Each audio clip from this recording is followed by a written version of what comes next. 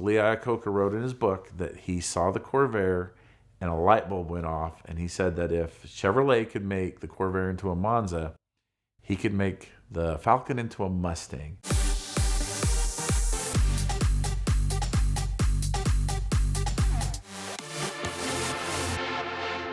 Today, I'm going to make the argument that the Chevrolet Corvair is the most influential car to ever come out of Detroit. So when the Corvair was conceived, it was conceived by Ed Cole, and he'd been thinking about an air-cooled, rear-engine, compact car for over a decade. And when he became president of GM, he finally gave it to his engineers. He says, build me this car. And his idea for this car was going to be a very simple car. He wanted it to be automatic only. He wanted it four-door only, and his target audience was supposed to be the second car for a household, specifically something that the wife could drive that was easy to park. It was, smaller dimensionally outside, and that was how he conceived it. Because of the original design and target for the Corvair, when it first hit dealerships, it was only four-door and only automatic. So when it debuted, there was no two-door Corvair. And the two-doors weren't going to hit the market till December of 1959. And the engineers had their hands full making the manual gearbox for this vehicle too. For the 1960 model year available to the public, there was only a 3-speed transmission available ultimately. But that isn't even available yet at this time in the story. So the first people to get their hands on and tell the public what's going on with this car in mass is obviously your magazine writers, your Sports Car Illustrated, your Car and Driver, your Motor Trend, those type of publications. And Motor Trend made it their Motor Trend Car of the Year. And the reports were glowing.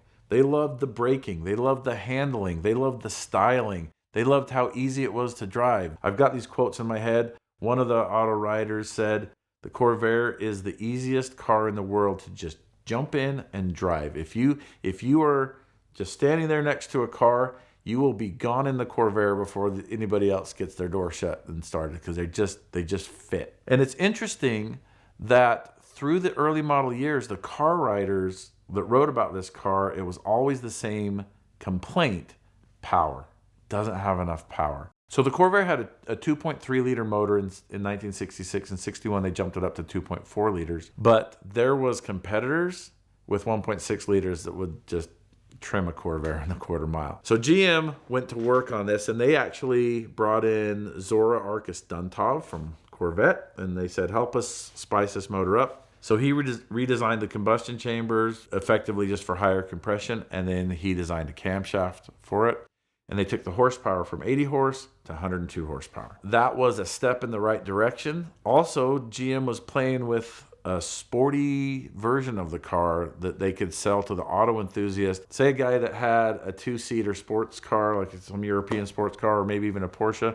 But now he's got a family and a kid. These people were asking for this American Porsche. So the GM design team went to work on the sports version of this car, which was the Monza. And when the first two-door bodies were available, they pulled a pre-production body and they pulled one of the bodies off of the assembly line. I assume that GM wouldn't give them two of the pre-productions because they needed them for testing, but they pulled one of the first cars and possibly the first car off of the assembly line, and they made these two cars into show cars, and they called it the Monza. And there was a Mr. Monza and a Mrs. Monza. They were married. When they finished these cars, they were upscale from what Corvair was making available to the public.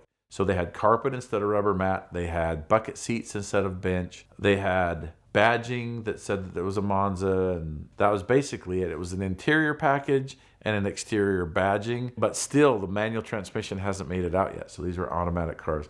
But they hit Detroit, Chicago, New York. They hit those 3 shows. And at one of those shows, Lee Iacocca wrote in his book that he saw the Corvair and a light bulb went off, and he said that if Chevrolet could make the Corvair into a Monza, he could make the Falcon into a Mustang. And we all know how that went. So the Corvair was a catalyst to get the Mustang built. And the way I say it is General Motors uncovered a target that the auto manufacturers were missing, but they only uncovered the edge of it. And Ford was paying attention, or at least Lee Iacocca was, and he found the center of that target, and he drilled that thing with the Mustang. But you still got these Corvair lovers out there, and they want more power. And inside GM, Engineers and the stylists loved the Corvair. They loved it. All work on the Corvair and design on the Corvair, modifications, upgrades, ended in 1966, even though the car went to 69. But the stylists and engineers were still building things for the Corvair, hoping that GM would bring it back. They loved it. It's an engineer's car. So since the engine was conceived as an 80 horse originally, and that's all it ever was going to be, finding horsepower in there was difficult. And the first thing that they did in 1962 to up the power significantly was put a turbocharger on it. The turbocharger was made by TRW. It was boost controlled by limiting the carburetor size, and a lot of these units sold, and they worked. The turbos work. If you're willing to count down and wait for that turbo lag to finish its course, they'll shoot you right down the road. Meanwhile, all the magazine riders and the public and the dealership was like, we need some real power in this thing. This would be a great car if we could get more power. Some engineers stayed up late night and decided they could stuff a longer stroke crank in there, so they went from the 2.6 inch stroke to 2.94. It took a different camshaft because the throws would put the rod caps into the camshaft. They had to grind the case, notch the barrels, but it was a reasonable upgrade. There's no appreciable wear difference between the long and the short stroke, and even the long stroke Corvair is still a very short stroke engine. But that took it up from a 2.4 liter to a 2.7 liter, and that was the real meaningful change power-wise. The torque jumped up, the horsepower jumped up. The base engine went from 80 horse to 95 horse. The high performance went from 102 horse to 110 horse. Turbocharger actually stayed the same because it was carburetor restricted. The carburetor would only let 150 horsepower worth of fuel and air in, so that's all you're going to get at the flywheel. Talking about influence, the styling of the early model Corvair was brand new. It had that belt line all the way around, and nobody had ever done that before. And then everybody was doing it. Every Russian car, every French car, every German car, and the BMW clearly has early model Corvair styling well into the 80s. The profile, the belt line trim, and none of that existed until that styling came out. And that's another bit of influence. Now we're to 1965, and this is when things get interesting. We've got this better car. Don Yinko wants to race it. SCCA won't let him in because the car comes in a four-door sedan. This is a sports car racing event, and there's not going to be a four-door sedan allowed into that. He says, how many units do I have to make to have my own model? And they told him 100. And the story goes that Don Yinko did not have 100 Stingers. But when the SCCA guys came in to inspect, he sat them down in his showroom and said that he would have his employees drive them through, and they could just check them without walking out through the lot in the heat and the humidity. So that's what they did.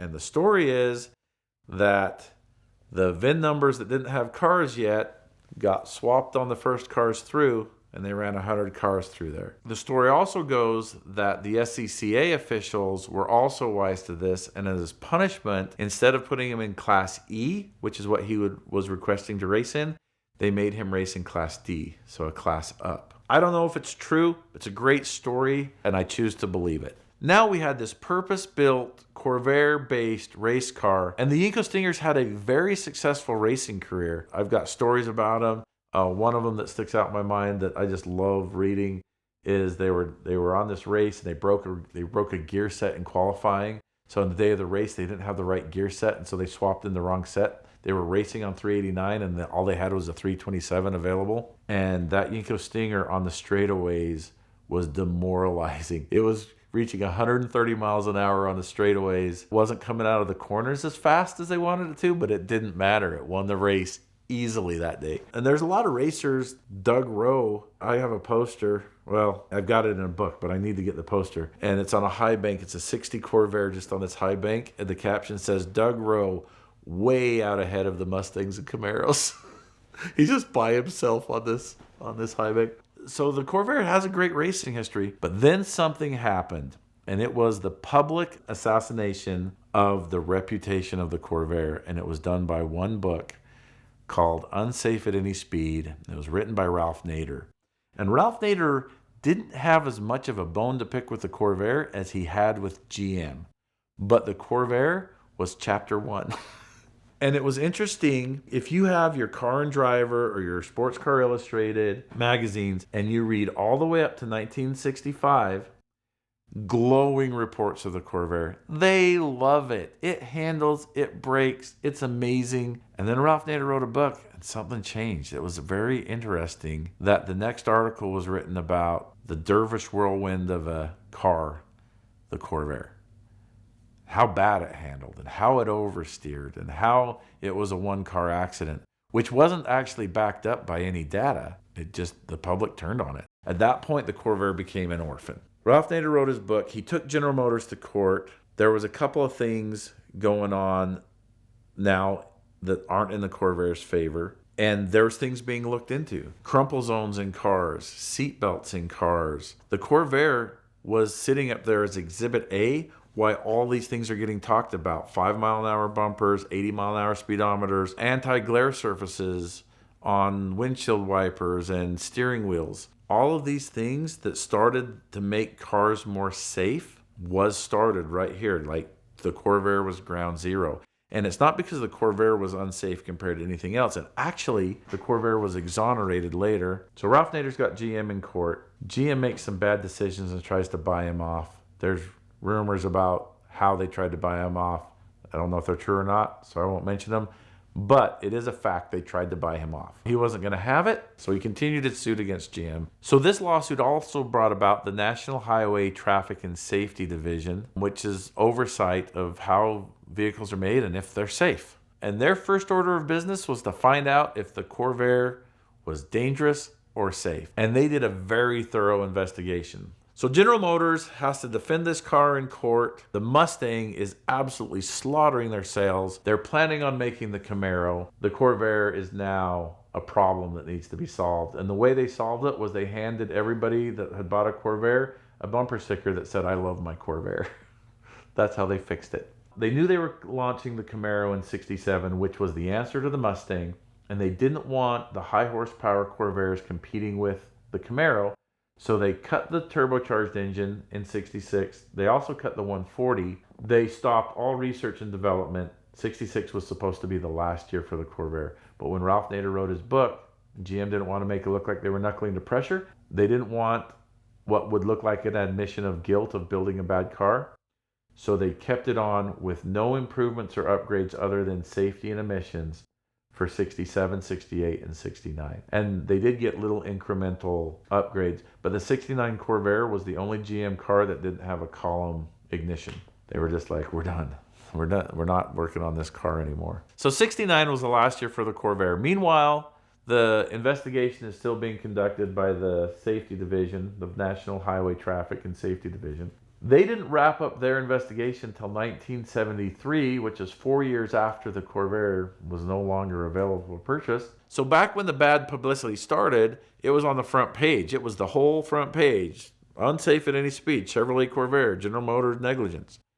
In '73, on page 6, there was a little blurb that said, Corvair exonerated. I have their official test, and the Corvair tested as good or better than any of its contemporaries in handling, braking, single car rollover in adverse conditions. Accident performed much better than the front engine cars in crumple zone and survivability of head-on collisions. So once it was all wrapped up, the Corvair was able to defend itself in court as being as safe or more safe than its contemporaries.